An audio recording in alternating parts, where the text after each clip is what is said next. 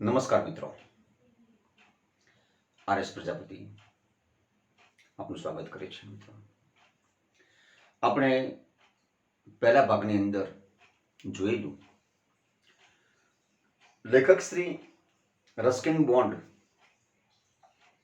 અને પેલી પહાડોમાં વસનારી એક ટોપલા વેચનારી છોકરી વચ્ચે જે સંવાદ થયા ત્યાં સુધી આપણે જોયું.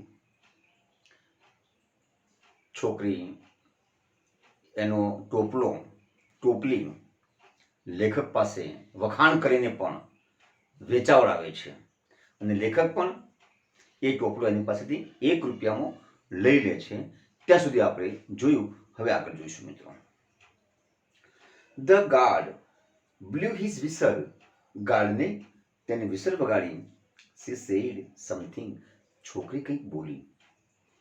ચાની લારી પાસે હતા એ સમયે ગાર્ડને વિસલ વગાડી. એ સમયે છોકરી કંઈક બોલી. But it was lost in the clanging of the bell and the hissing of the engine. જે બેલ ઘંટ એમાં જે ખણખણાટ છે, ખખડાટ છે, એમાં એનો અવાજ ન સંભળાયો. છોકરી શું બોલી ખબર ના પડી. અને જ્યારે એન્જિન હિસિંગ કરે, જે હિસિંગ એટલે કે સુસવાટા કરે, એ સુસવાટામાં છોકરી શું બોલી એ લેખકને ખબર ના પડી. I had to run back to my compartment. મારે દોડવું પડ્યું મારા ડબ્બામાં જવા માટે. I watched her as the platform slipped અવે.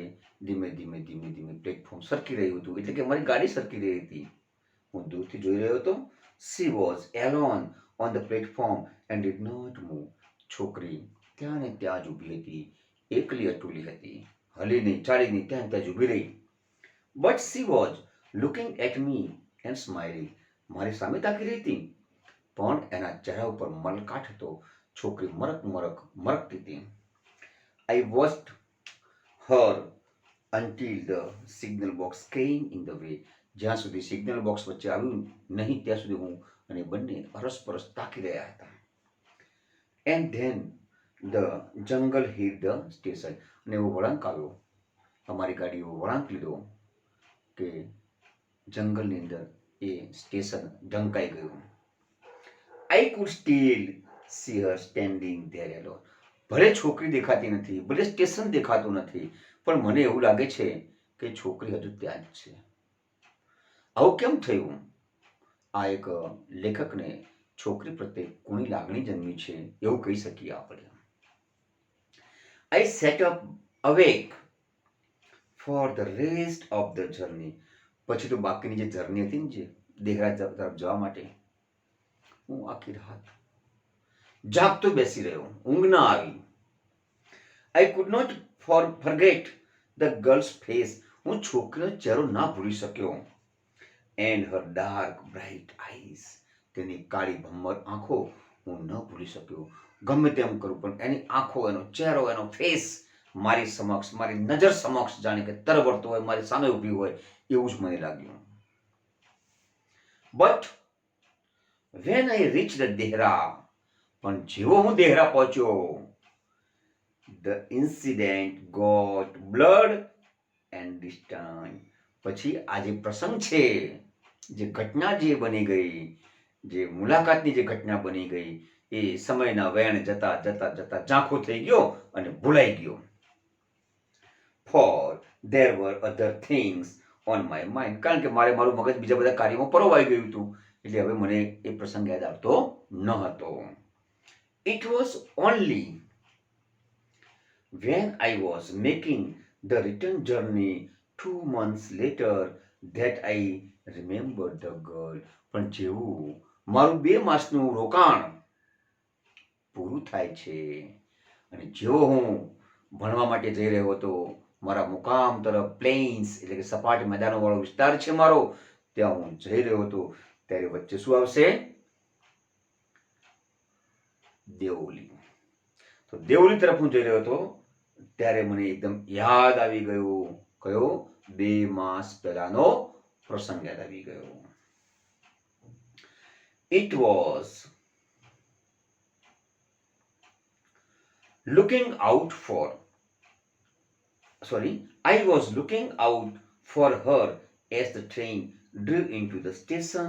જેવી સ્ટેશનમાં ગાડી પહોંચી હું આમ તેમને જોઈ રહ્યો હતો, તપાસી રહ્યો હતો.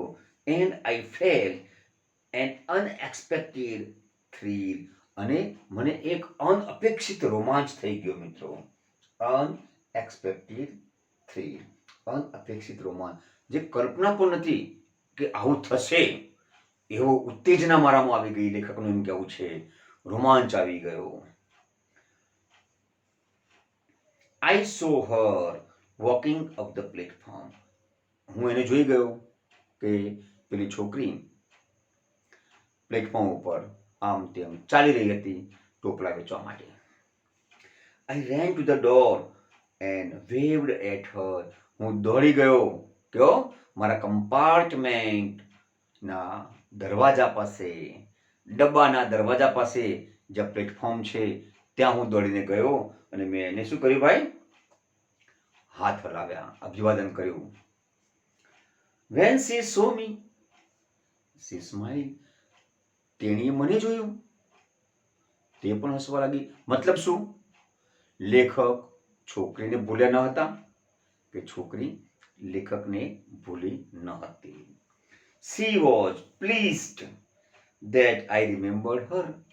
છોકરીને એ વાતની ખુશી હતી કે લેખક તેને યાદ રાખી હતી. I was pleased that she remembered me. તો લેખકને એ ખુશી હતી કે છોકરી પણ તેમને ભૂલી ન હતી. આ બંને બાજુ એક જ પ્રકારની લાગણીઓ હતી. એટલા માટે આપણે કહી શકીએ કે આ એક નાજુક પ્રેમ કથા જ છે મિત્રો. She did not start selling baskets. તેને બાસ્કેટ વેચવાનું હજુ પણ શરૂ કર્યું ન હતું. But came straight to the tea stall. સીધી મારી પાસે આવી. હું પણ કયો હતો?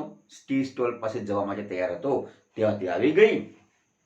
Her dark eyes were suddenly filled with light. તેની કાળી આંખો, એની કાળી કાળી ભમ્મર જેવી આંખોમાં એક પ્રકારનો તેજ આવી ગયું, ચમકી ઉઠી. આવું કેમ થયું? હજારો મુસાફરો આવતા હશે, ચાપવે ઘણા આવતા હશે, ઘણા વેપારીઓ આવતા હશે, ઘણી ગાડીઓ જતી હશે, તો શું બધા તરફ આને આવી આંખોમાં ચમક આવતી હશે? લેખકનું એમ કેવું છે કે એની આંખોમાં ચમક આવી ગઈ. મને ભાળીને, મીન્સ કે લેખકને ભાળીને એની આંખોમાં ચમક આવી ગઈ. લેખક પણ ખુશ થઈ ગયા છે. તો પછી આને શું કહેવાય? અને એક બીજા પ્રત્યેનું એક સરસ મજાની કોની લાગણી કહી શકાય મિત્રો. We said nothing for some time, but we spoke without words. અમે બંને જણા એકબીજા સામે શું કર્યું ભાઈ? નથિંગ ફોર સમ ટાઈમ, કશુંય ના બોલ્યા, કાંઈ કહેતા કાંઈ ન બોલ્યા. But we spoke without words, પણ અમે બોલ્યા, અમે વાતો કરી. વિધાઉટ સ્પીકિંગ અ વર્ડ, એક પણ શબ્દ બોલ્યા વગર અમે વાતો કરી. શું આ મિત્રો શક્ય છે કે કશું ન બોલ્યા હોય અને છતાં વાતો થઈ જાય? શક્ય છે મિત્રો. પેલા ગીત આવતું ને, આંખો સે આંખો મેં ઈશારા હો ગયા, એમ બોલ્યા વગર ખાલી આંખોથી જે વાતો થાય છે ને, એ વાતો અહીંયા લેખક અને ટોપલાવાળી છોકરી વચ્ચે થાય છે. ઘણી મિત્રો પ્રેમ કથાઓ આપણે ફિલ્મો પણ જોઈએ છીએ, બરાબર. હવે આમાં જોઈએ, આમાં કેવો અંત આવે છે. દરેકનો અંત હોય છે, આરંભ છે તો અંત હોવાનો જ છે. જોઈએ આમાં શું થાય છે. I felt the impulse to put her on the train there and then and take her away with me. મને લાગણી થઈ ગઈ મિત્રો. સની felt the impulse, મને લાગણી થઈ ગઈ કે આ છોકરીને હું અહીંથી ઉઠાવી જાઉં, લઈ જાઉં, દિલ્હી લઈ જાઉં. with me, મારી સાથે લઈ જાઉં. I could not bear the thought of watching her vanish in the darkness of Devli station. હું આ છોકરીને જ્યારે મારી ગાડી ઉપડી જાય, રેલગાડી ઉપડી જાય અને આ છોકરી પ્લેટફોર્મ પર ઊભી રહે તો હું આ છોકરીને મારી નજર સામેથી અદ્રશ્ય થતા જોઈ શકતો નથી. હવે તો મારે આને લઈ જવી પડશે. એવું એક અદમ્ય ઈચ્છા લેખકને થાય છે મિત્રો. I took the basket from her and put them on the ground. મેં તેની પાસેથી ટોપલીઓ લીધી, ટોપલા લીધા અને બધાને નીચે રાખ્યા. She put out her hand to take a basket, but I caught her hand and held it. એ ટોપલીને પકડી રાખતી હતી, પણ મેં એને બળજબરી ટોપલા નીચે મુકાવી દીધા અને એનો હાથ પકડીને જાળી રાખ્યો મેં હાથ. I have to go to Delhi. I said, મારે દિલ્હી જવું છે, મારે દિલ્હી જવાનું છે. She nodded. છોકરીએ કંઈક જવાબ આપ્યો ને. nodded નકારાત્મક. જ્યારે ઈશારો કરવાનો હોય ત્યારે નોડ કરવું પડે. માથું ધુણાવીને નકારાત્મક રીતે એને જવાબ આપ્યો. She nodded. I don't have to go anywhere. મારે તો ક્યાંય જવું નથી. હું ભલું અને મારું દેવોલી ભલું. મારે તો દિલ્હીએ જવું નથી કે મારે ક્યાંય જવું નથી. મારે તો અહીંયા જ રહેવું છે. આટલો ડાયલોગ થયો, આટલી વાતચીત થઈ. The guard blew his whistle and hated the guard for doing that. અમારી આટલી વાત ચાલી હતી કે મારે દિલ્હી જવું છે, I have to go to Delhi. પેલી કહે છે મારે તો ક્યાંય જવું નથી. માંડ માંડ વાતનું સંધાન થયું હતું.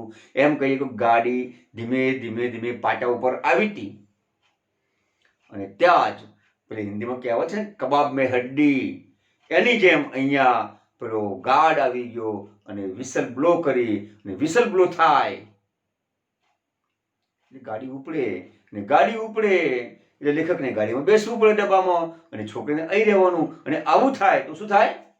બંને વચ્ચે જુદાઈ થાય. અને જુદાઈ લેખક પસંદ કરી શકતા નથી, સહન કરી શકતા નથી. લેખક શું કહે છે? The guard blew his whistle. લેખકે તેની વિસલ વગાડી, ફૂંકી.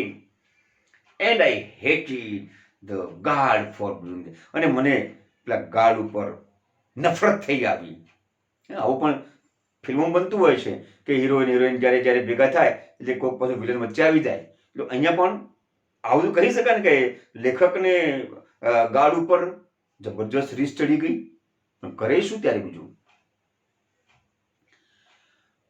I will come again. I said, will you be here? હવે મારે જવું પડશે. હું ફરી વખત આવીશ. તું અહીંયા જોઈશ ને? તો અહીંયા મને મળીશ ને? She nodded. શું કહે છે? અહીંયા જે નોડ થાય છે મિત્રો, એમાં બે ભાવ નીકળે છે. સમજો. I do not have to go anywhere. મારે તો ક્યાંય જવાનું નથી. તું અહીંયા હોઈશ ને? શું કહે છે? મારે તો ક્યાંય જવાનું નથી. એટલે શું? મારે તો અહીંયા જ રહેવાનું છે, દેવોલીમાં જ રહેવાનું છે. She nodded again. nodded નહીં કહેવાનું, nodded again. તેને ફરીથી માથું ધુણાવ્યું. nodded. ઈડ કેમ કહેવું પડે મિત્રો? એ માટે તમારે pronunciation of D and ED મેં જે હમણાં વિડીયો અપલોડ કર્યો છે એ તમારે જોવો પડે. તમને સંપૂર્ણ ખ્યાલ આવશે કે ડી અને ઈડીના માત્ર 3 જ ઉચ્ચાર થાય. ટ થાય, ટપાલીનો ટ, ડ ડમરું એનો ડ, અને ઈડ, બસ 3 જ થાય. એડ નહીં કરવાનું. અહીંયા પણ નોડેડ નહીં કરવાનું. nodded. She nodded again. The bell clangs and the train slid forward. ઘંટ વાગ્યો and the train slid forward. અને પછી ગાડી ધીમે ધીમે ધીમે ધીમે આગળ ચાલી આઈ had two pull my hand, અને પછી મારે મારો હાથ ખેંચવો પડ્યો. છોકરીનો હાથ પકડ્યો છે અમને, ખેંચવો પડ્યો. આ બીજી મુલાકાત છે અને બંને મુલાકાતો એકદમ ઘાટ બની ગઈ છે મિત્રો. I had to pull my hand away from the girl and ran for the moving train. મારે હાથ છોડાવવો પડ્યો, મારે દોડવું પડ્યું અને મારે ગાડીને પકડવી પડી. મિત્રો, આ બીજી જે મુલાકાત થાય છે એમાં પણ લેખક દિલ્હી તરફ જઈ રહ્યા છે અને હવે પછીની જે વાત છે એ નેક્સ્ટ પીરિયડમાં મીન્સ કે નેક્સ્ટ વિડીયોમાં હું રજૂ કરીશ.